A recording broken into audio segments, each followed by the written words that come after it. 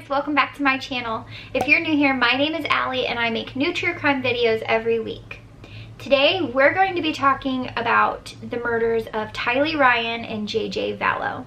This is a case that is still ongoing, though I'm absolutely positive that we will be getting more information in the months to come. So let's dive into what we know now. This case is shocking. It involves doomsday cults, mysterious deaths, missing kids, and a trial that will be aired to the public.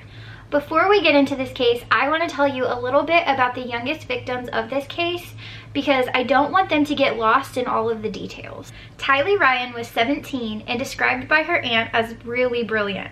She was creative, and a close friend of hers said that she was so smart and sassy and was very protective of her brother JJ. JJ was 7 and was described as happy.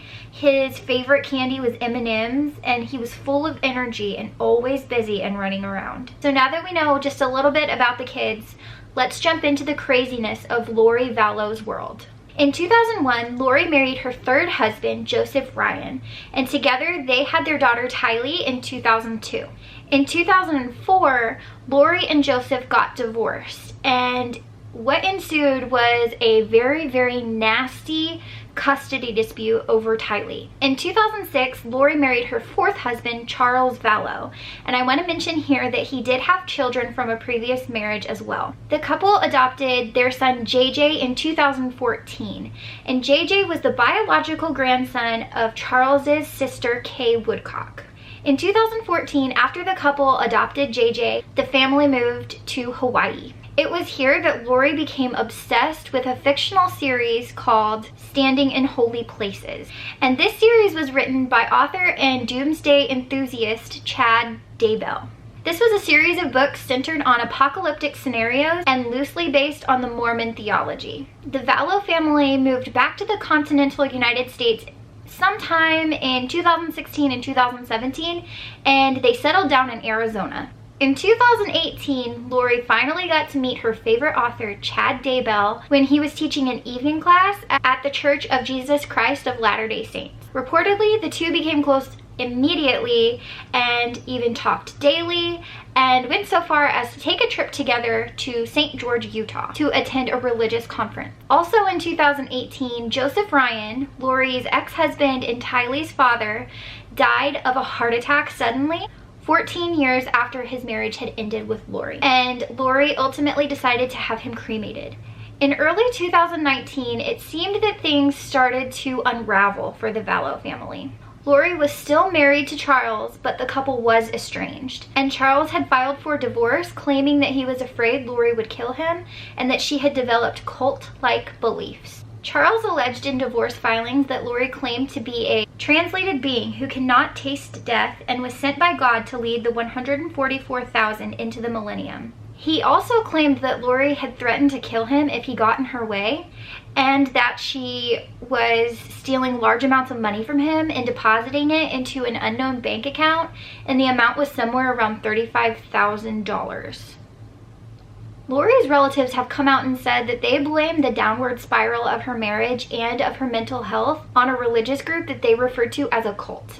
And they never specifically named Preparing a People. However, it's safe to assume that this is the group that they were referring to. And we'll get into this group and how they are involved in this a little bit later. So back to Lori's husband, Charles. Charles was fatally shot by Lori's brother, Alex Cox, in a domestic dispute on July 11, 2019. Alex alleged that Charles had attacked him with a baseball bat and that he had shot Charles in self-defense.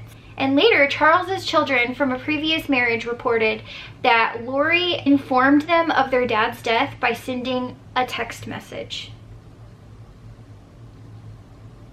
In it, Lori says, "Hi boys, I have very sad news. Your dad passed away yesterday.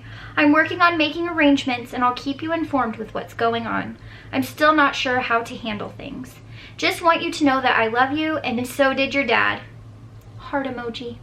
After multiple attempts from Charles's kids to get information from Lori about how their dad had died, if there was going to be a funeral, just overall what exactly happened, Lori responded to them in a text message again that she was having him cremated. Now, because of the suspicious nature of Charles's death, police began investigating. However, Alex Cox died of a blood clot in December 2019, so the case was dropped.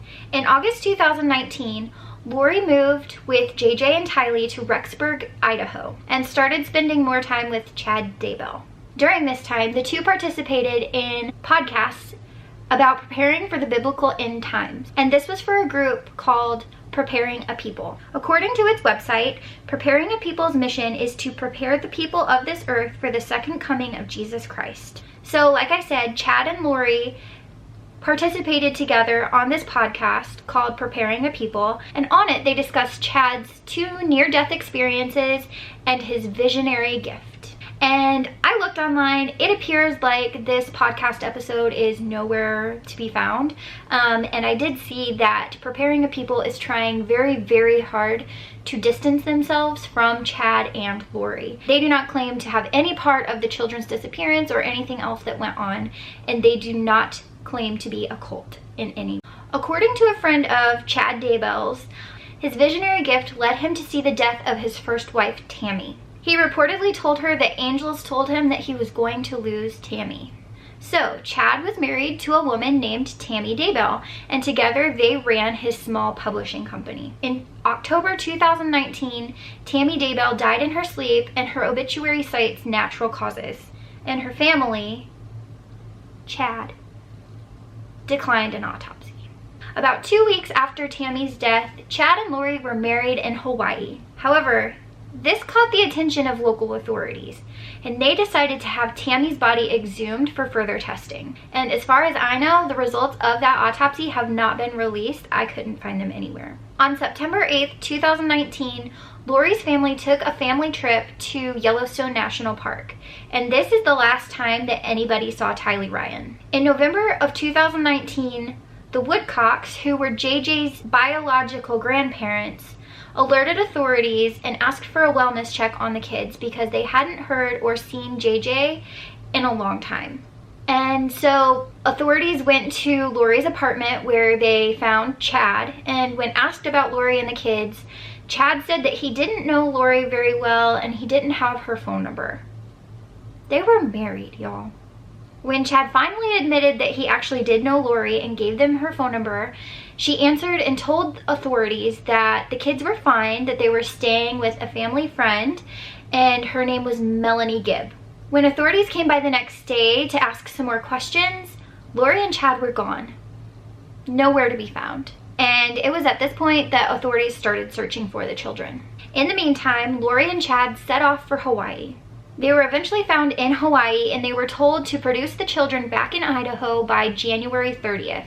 And when Lori failed to do this, she was extradited back to Idaho and she was arrested. Lori was held on $5 million bond for 2 counts of desertion and non-support of a dependent child. And Chad was not arrested at this time. During all of this, JJ and Tylee's family were still searching for the kids. They put up billboards, they had offered rewards, and they were holding vigils in hopes that they would find the kids somewhere safe. So let's fast forward to June 10th, 2020. Authorities revealed that they had found human remains on Chad Daybell's property in rural Idaho when they were investigating the death of Tammy and also searching for the kids. Relatives later confirmed that the bodies found on Daybell's property were in fact JJ and Tylee, and Chad was arrested as he was trying to leave the scene. Chad was charged with 2 felony counts of concealment or destruction of evidence and held on $1 million bond. Authorities revealed that JJ was found wrapped in plastic and bound by duct tape, and Tylee was dismembered and burned before both were buried in separate graves on Chad Daybell's property. So let's get into what happened to the children and possible motive.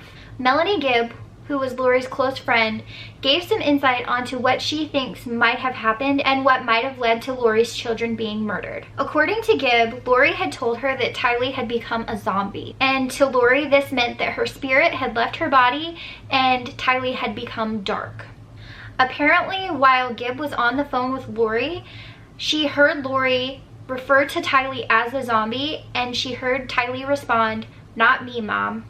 Gibb also mentioned that she and her boyfriend, David Warwick, had traveled to Rexburg, Idaho to visit with Lori, and that they stayed with her between the dates of September 19th and 23rd. And she said that she did not see Tylee at all during her visit. Lori told her that Tylee was attending college at Brigham Young University, Idaho. However, I don't believe that there have been any records showing that Tylee ever attended that college. During her stay in Rexburg, Gibb also mentioned that Lori had told her that JJ had become a zombie. And Lori had unenrolled JJ from school on September 24th after him not attending for 2 days in a row. According to Gibb, Lori and Chad believed that their mission was to rid the world of zombies. And Chad taught Lori that once a person becomes a zombie, death of the physical body is seen as the mechanism by which the body's original spirit can be released. The last time that Gibb said that she or Warwick had seen JJ was on the night of September 22nd, 2019, and they said that JJ had been acting up that night.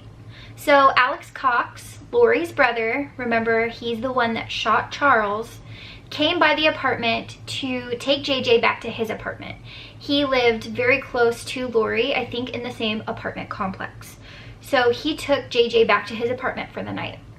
And later that night, he returned with JJ, who appeared to be asleep in Alex's arms.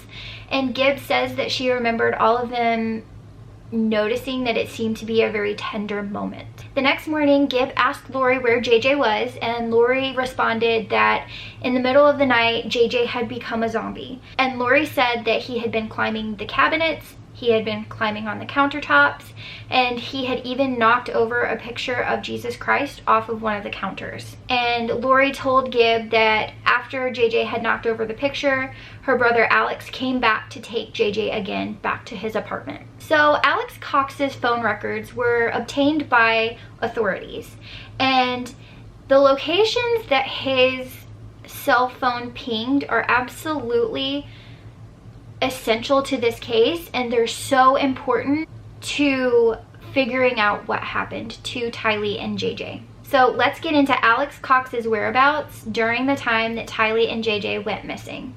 On September 9th, 2019, Cox's phone was located at his and Lori's apartments in the middle of the night. From 12 a.m. to 12:44 a.m., his phone records show that he was located inside his apartment. However, at 2:42 a.m. to 3:37 a.m., he was located in Lori's apartment. And if you think back to earlier, we said that September 8th, 2019 was the last time that anybody saw Tylee Ryan alive. And that was during their trip to Yellowstone National Park. And so that night, in the middle of the night, is when Alex's phone was pinging and he was located in her apartment in the middle of the night. And authorities also note that this is an important thing to remember because this was the only time in September when Cox's phone was located in Lori's apartment in the middle of the night. Phone records show that Cox returned to his apartment at 4:37 a.m. and at 9:21 a.m. that same day, he was located at Chad Daybell's property. GPS placed him near the east end of the barn, and then he was still at that property at 10:30 a.m. At 10:47 a.m., his phone shows a ping in the city of St. Anthony. However, authorities aren't convinced that he left to go to St. Anthony, but are more inclined to believe that his phone pinged on that cell tower while he was still at Daybell's property. Because at 10:57 to 11:39, his phone shows him back at Chad's property. After that, it shows that he went to Del Taco in Rexburg, and then he spent the rest of the day in his apartment. The FBI found a text message from that same day, September 9th, from Chad Daybell to Lori Vallow. Chad to Tammy at 11:53 a.m. Well, I've had an interesting morning. I felt I should burn all of the limb debris by the fire pit before it got too soaked by the coming storms. While I did so, I spotted a big raccoon along the fence. I hurried and got my gun, and he was still walking along. I got close enough that one shot did the trick. He is now in our pet cemetery. Fun times. Tylee's remains were found buried in this pet cemetery on Daybell's property. The FBI also analyzed Cox's movements on the morning of September 23rd, the day after JJ was last seen. His phone records indicate that he was again at Daybell's property between 9:55 a.m. and 12:12 p.m. near the pond. JJ's body was found buried near the pond at Chad Daybell's property. So let's get into the trial a little bit, because we know that both Lori and Chad have been arrested at this point. Chad Daybell is charged with 2 felony counts of conspiracy to commit destruction, alteration, or concealment of evidence, and he pleaded not guilty to these charges. He is scheduled to appear for an arraignment on August 21st in Fremont County, Idaho. In Madison County, Idaho, Lori Vallow is facing 2 felony charges of conspiracy to commit destruction, alteration, or concealment of evidence. Her initial charges of 2 counts of desertion and non-support of a dependent child were dropped. She is also charged with misdemeanor resisting or obstructing officers, criminal solicitation to commit a crime, and contempt of court. She pleaded not guilty to all charges, and a jury trial is set for January 2021. So as of now, that's the complete timeline of this case. That's all of the information that I could find on this case. And like I said, I know that we're going to get more information, especially once the trials start.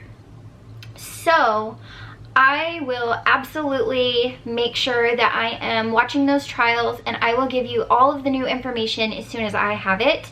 And I'll make sure that I keep all of you as informed as I can. If you want to research this case for yourself, because I am a human and I'm sure that I did miss some information, I will leave lots of links down below, and you can let me know if you find anything that I didn't put in this video. Thank you so much for watching. I hope you enjoyed it. If you did, give me a thumbs up so that I know, and if you haven't already, make sure that you subscribe. It helps me out so much, and I will see you guys next week. Bye.